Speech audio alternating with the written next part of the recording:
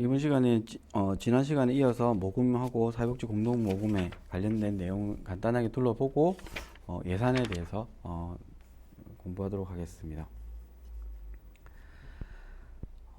모금 같은 경우에는 기관의 재원이 될 뿐만 아니라 기관의 홍보 수단으로서 중요한 역할을 하고 있습니다.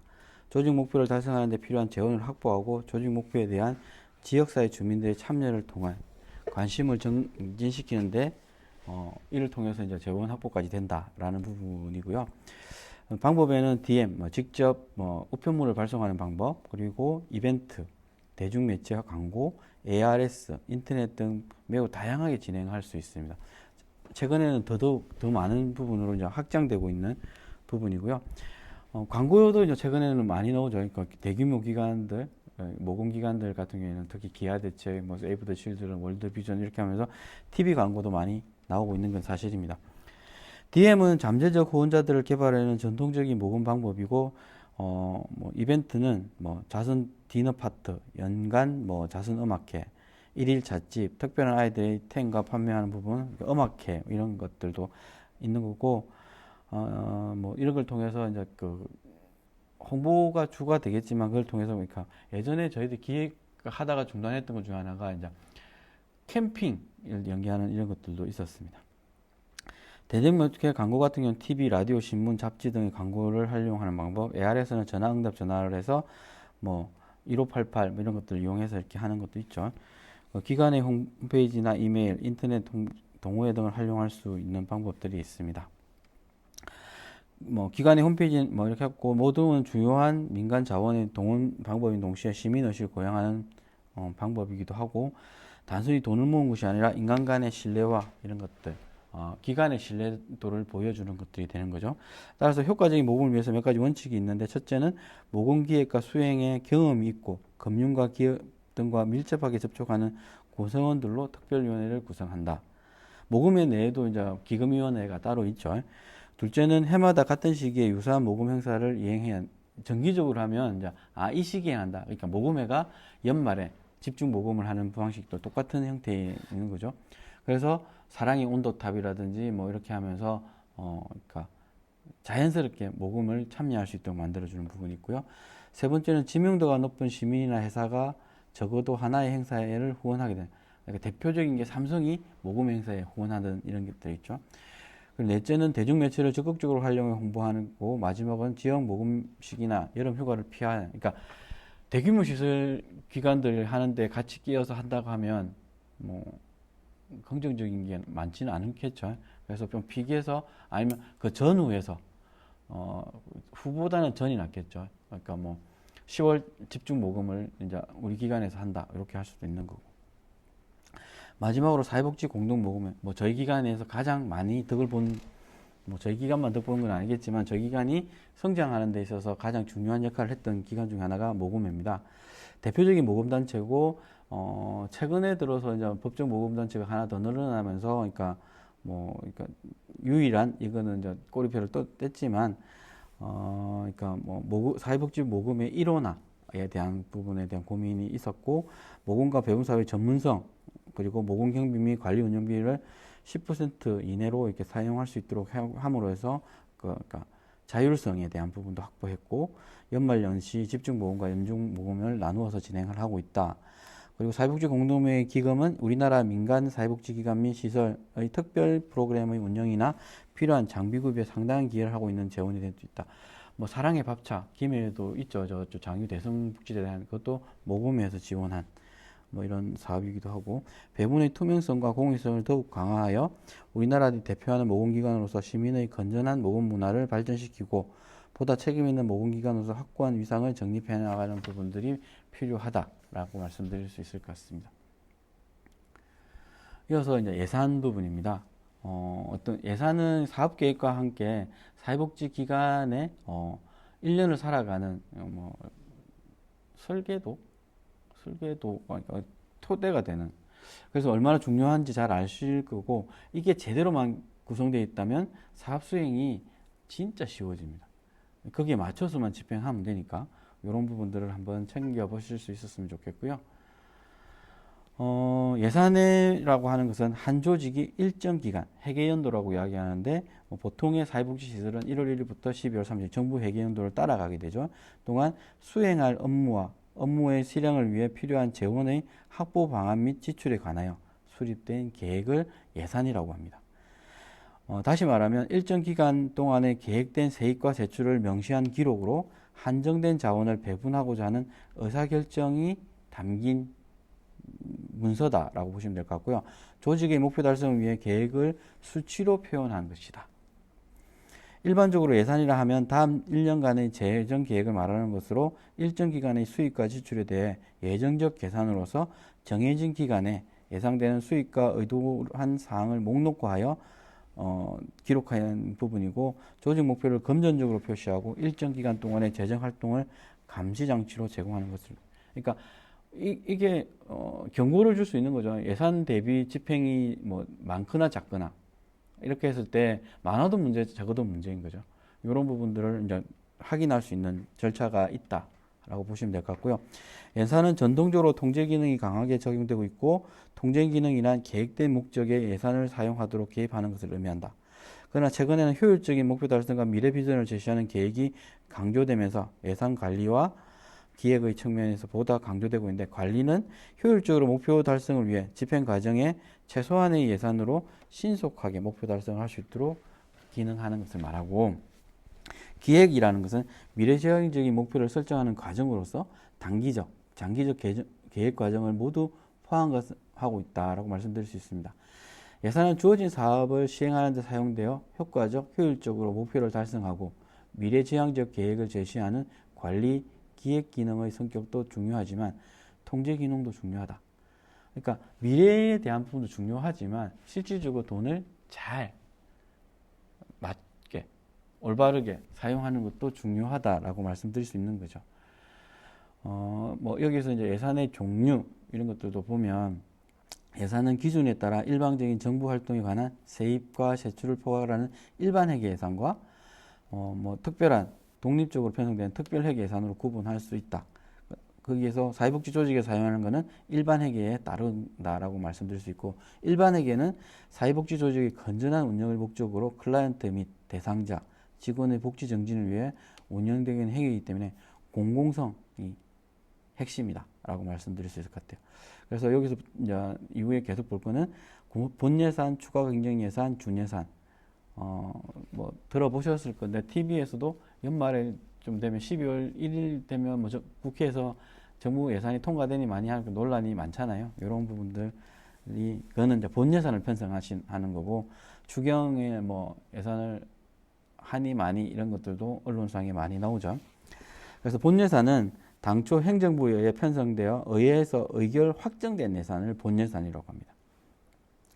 사회복지 재무회계 규칙에 보면 사회복지 본 예산은 사회복지 법인의 대표이사 및 시설의 장이 법인회계에 속한 예산을 편성하여 매 회계연도 개시 5일 전까지, 보통 12월 26일까지 이사의 의결 및 운영위원회 또는 뭐 운영위원회를 보고해서 확정한 이후에 시군구에 제출하도록 하고 있습니다.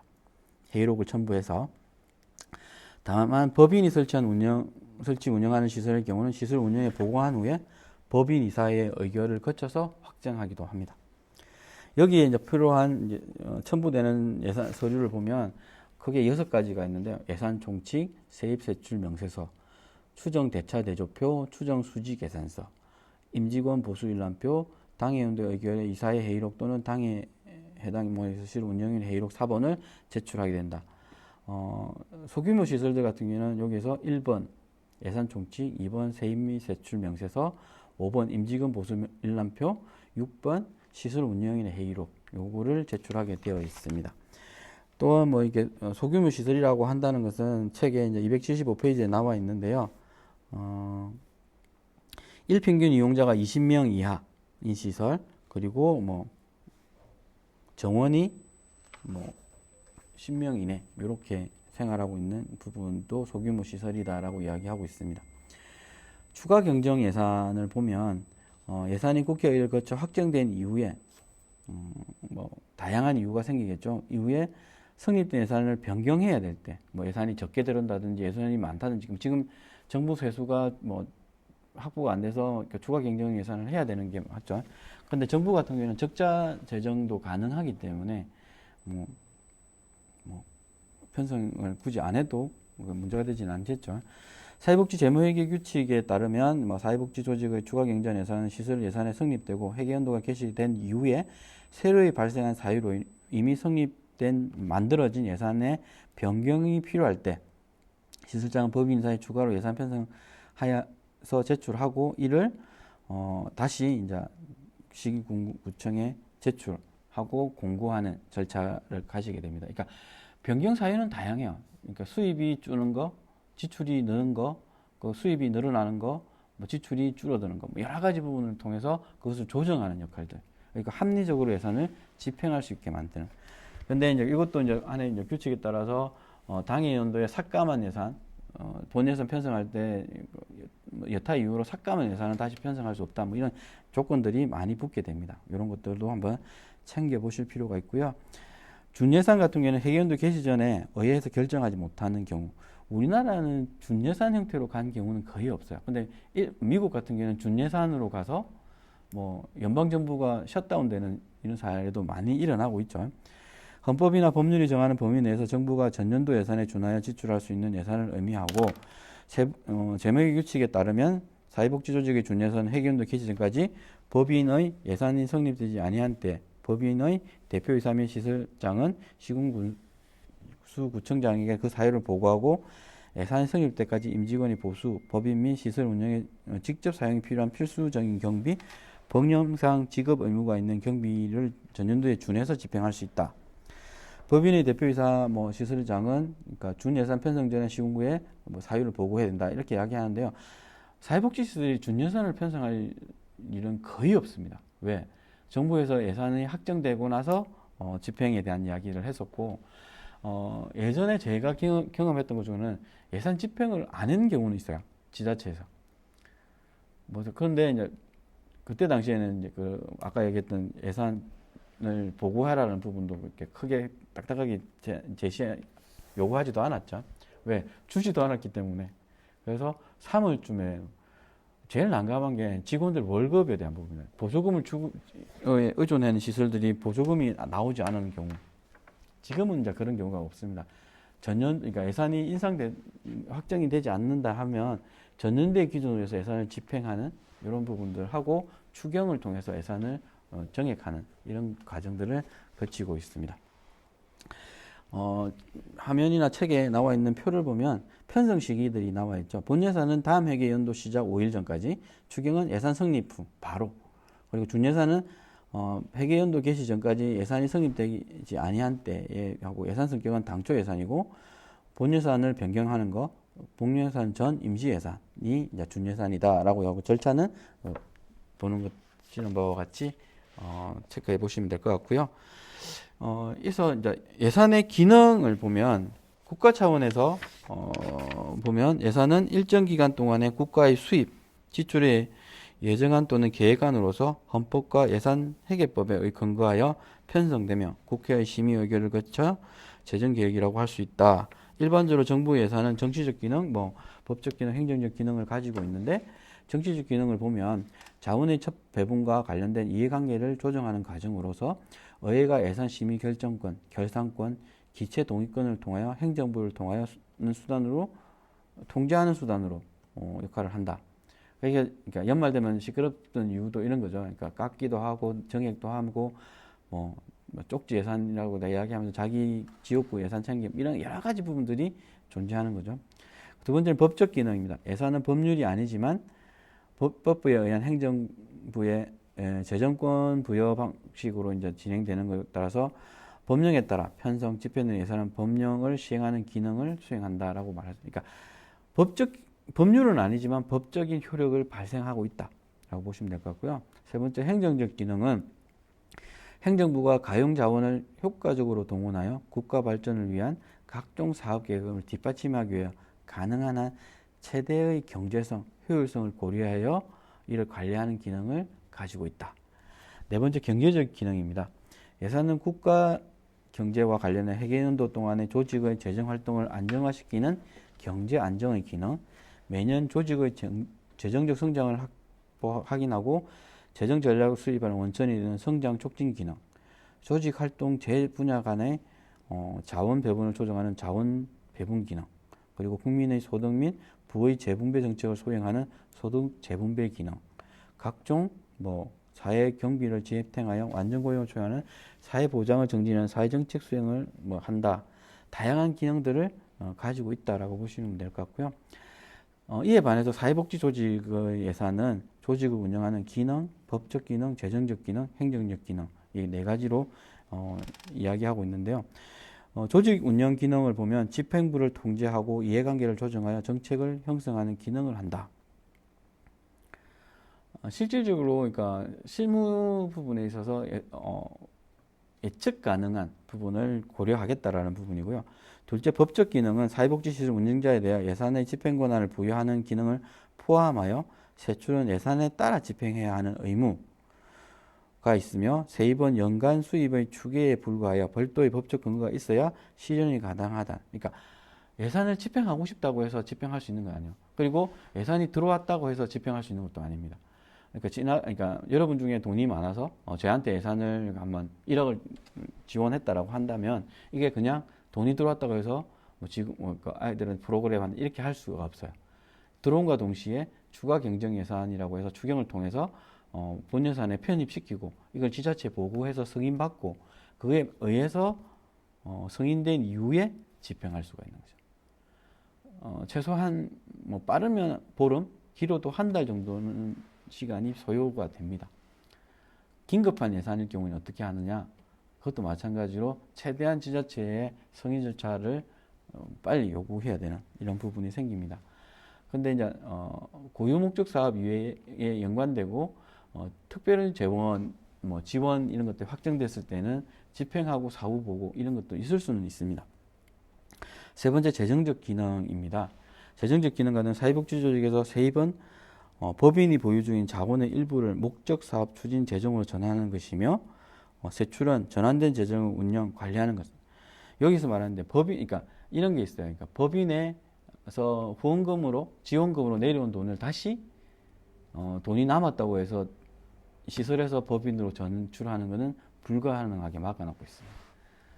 이런 부분들이 존재하게 되는. 그러다 보니까 재밌는 게 사회적 협동조합 같은 경우에는 경영공시를 매년 하게 되고 경영공시 부분에 있어서 그러니까 수익금, 이익 같은 경우에는 적립을 하게 돼 있어요. 근데 저희들이 이제 보고하다 보니까 어떤 절차가 있었냐면 시설마다 이제 후원금을 가지고 있잖아요. 근데 이게 이제 경영공시의 총액으로 이렇게 정리하다 보면 사회적 협동조합이 이익을 남긴 걸로 돼 있었죠. 그죠? 그러니까 돈이 남아 있으니까.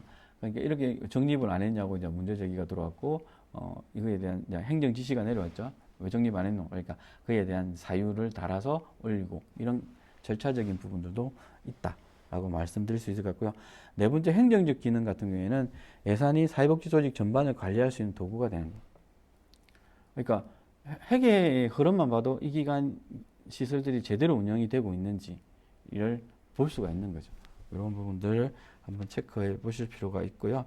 책에 있는 것들을 한번 다시 꼼꼼하게 한번 읽어보시면 이해가 되실 겁니다. 이어서 예산 수립의 개념입니다. 예산 편성 또는 예산 수립이란 조직이 실행하는 활동 중 가장 기본이고 중요한 활동이 됩니다. 사업과 계획에 사용될 재원을 추계하고 각종 사업을 지원한 지출 규모 등을 확정하는 것을 의미한다. 다시 말하면 회계연도의 세입 세출을 미리 계산하여 수입함으로써 보다 효율적으로 조직의 자원을 할당하고자 하는 목적을 가진다라고 합니다. 예산 수립은 정치적 과정이며 프로그램 기획 및 관리 과정임을 물론 궁극적으로 조직을 변화시키는 매우 광범위하고 포괄적이며 미래지향적인 과정이라고 할 수 있습니다. 사회복지 조직의 모든 활동은 주로 예산이라는 계획하에 진행되기 때문에 예산의 수립과 집행을 중심으로 재정관리 활동이 이루어지고 사회복지 조직의 예산 수립은 조직의 상부에서 마련한 예산 편성 지침에 따라 하부 단위가 각 부서별 예산을 수립하여 상부 단위에 제출하면 상부 단위에서 검토하고 조정하고 뭐 수정을 통해서 최고 책임자가 이사의 승인을 받는, 이걸 통해서 지자체에 뭐 보고하는 이런 것들을 가지고 있습니다. 저희 기관도 그런 절차들을 가지고 있는데요. 지자체에서 그러니까 가내시라고 이야기하는 내년도 이 정도 지원할 거야라는 부분들이 보통 내려오는데 잘 안 내려져요. 그래서 제 같은 경우는 지자체에 각각 시설마다 얼마가 되는지를 계속 물어서 내려온 시점에 그 시점에 시설에 예산 편성을 이런 기준으로 편성했으면 좋겠다라고 제시를 하고 그 후에 올라오는 부분에서 저희들하고 조정 과정을 거쳐서 이렇게 한다. 사회복지 조직의 모든 활동은 주로 예산이라는 계획하에 진행되기 때문에 예산의 수립과 집행을 중심으로 재정 관리 활동이 이루어지고 이렇게 한다. 이거 아까 좀 설명드렸던 내용인데 한 번 더 읽었네요. 사회복지 서비스의 프로그램 편성을 위한 예산에는 프로그램 목적에 대한 개요, 서비스에 대한 정의, 대상 인구의 규모와 서비스 활동 수준에 관한 추정치, 프로그램 실행 비용과 요청되는 자금의 액수 등이 기본적으로 포함되어야 한다라고 이야기하고 있고요. 여기는 이제 성격과 뭐 절차 이런 것들을 공부하게 될 것 같은데, 그러니까 예산 부분, 재정 부분에 있어서는 그러니까 쭉 읽어가는 과정들을 거칠 겁니다. 왜냐하면 그만큼 중요하다라고 하고 여러분한테 있어서 필요한 부분, 그리고 이거는 뭐 1회기가 아니라 나누어서라도 다 꼼꼼하게 읽어보는 시간들을 가질 겁니다. 그래서 천천히 따라오시면 될 것 같고요. 예산 수립의 성격을 보면 1년 단위에 대한 부분을 하게 됩니다. 그래서 이걸 보면 첫 번째는 정치적 과정이다. 예산은 자원 배분이 초점이 되는데 이런 자본 배분이 의사결정에서 정치적일 수밖에 없다라는 부분. 사회복지가 정치적일 수밖에 없는 부분인데 중요한 건 정치를 빼고 사회복지 하라고 하니까 문제가 생기는 부분입니다. 두 번째는 사업 기획의 과정이다. 예산은 조직의 목표 달성을 위해 사업을 수행하기 위한 것이고 예산 수립 과정은 사업 기획 과정에 반드시 수반되어야 하는 과정으로 목표가 설정돼야 되고 대안을 만들어야 되고 기대 효과를 분석해야 되고 효과성과 평가 기준을 설정을 해서 나중에 결과에 대한 부분의 평가도 같이 하는 이런 것들. 그래서 사업이 제대로 될 수 있게 만드는 설계도인 반면에 또 이것을 평가하는 평가 지침이기도 합니다. 그리고 세 번째는 사업의 관리 과정이다라고 이야기하고요. 예산은 조직의 관리자가 조직의 각 단위 활동, 책임자, 시행 일정 등에 대한 검토가 불가피하기 때문에 사업 관리적 성격을 지니고 있다. 그러니까 진행 상황에서 상반기 예산을 집행하기로 했는데 진행을 못했다면 어떠한 문제가 있는지 이런 것들을 관리하는 과정이다. 그리고 회계 절차이다라는 부분인데요. 예산서는 회계 담당자가 자금의 내적 외적 흐름을 통제하고 재정 활동을 승인하는 근거가 되기 때문에 회계 절차의 성격을 지니고 있다. 품위를 하고 품위에 의해서 해서 예산을 배정받고 집행하고 보고하고 이런 과정들을 거치게 된다라는 부분이고, 인간적인 과정이다. 예산 수립은 조직 구성원, 클라이언트, 지역사회 등 예산 집행에 영향을 주고받는 주체들과 의견을 교환하고 합의를 추구하는 과정이기 때문에 인간적인 과정이다라고, 소통의 과정이라고도 이야기할 수 있겠죠. 그리고 미래를 변화시키는 과정이다라고 이야기하고 있는데요. 예산 수립은 장래의 활동 계획에 대한 재정 계획이므로 미래를 변화시키는 과정이다. 그러니까 과거에 대한 이야기를 하고 있지는 않죠. 지금 시점부터 어떻게 예산을 투입해서 어떻게 변화시킬 거다라는 부분들을 이야기하고 있는 거죠. 그리고 예산 수립의 원칙 부분입니다. 예산 수립의 원칙은 예산의 편성, 집행에 준수해야 될 원칙이 있다라고 하는데 크게 8가지 정도를 이야기하고 있습니다. 공개의 원칙. 예산 편성, 심의, 집행 과정에 주요당은 대중, 일반인들한테 공개한다. 홈페이지 같은 시 홈페이지가 됐든 간에 공개의 절차를 가지고 있고요. 명료성의 원칙. 예산은 모든 국민이 이해할 수 있도록 쉽게 편성해야 된다. 쉽게 하고 구체적으로 편성해야 되겠죠. 포괄성의 원칙. 예산은 총계적인 원칙에 입각하여 모든 세입 세출을 포괄하여 정부의 모든 활동에 표현해야 된다. 시설도 마찬가지입니다. 모든 세입과 세출은 예산에 포함이 되어야 되는 거죠. 중간에 들어온 예산, 그러니까 추경이라는 걸 통해서 포함되는 부분이 있습니다. 예산 통일성의 원칙. 모든 세입은 하나의 공통된 일반 세금에 포함해 지출해야 한다는 것으로 세입과 세출 간에 특별한 직접적인 관계가 있는 경우를 등을 제외하고는 특정한 세출과 세입이 직결되는 것을 금지한다. 예산의 수입과 지출은 구체적, 명세적으로 제시해야 되며 특별한 경우를 제외하고는 예산의 이용 전용을 금지한다. 전용 절차나 이런 것들이 있지만 그것도 엄격하게 규제를 받고 있다라는 부분을 이야기하고 있고요.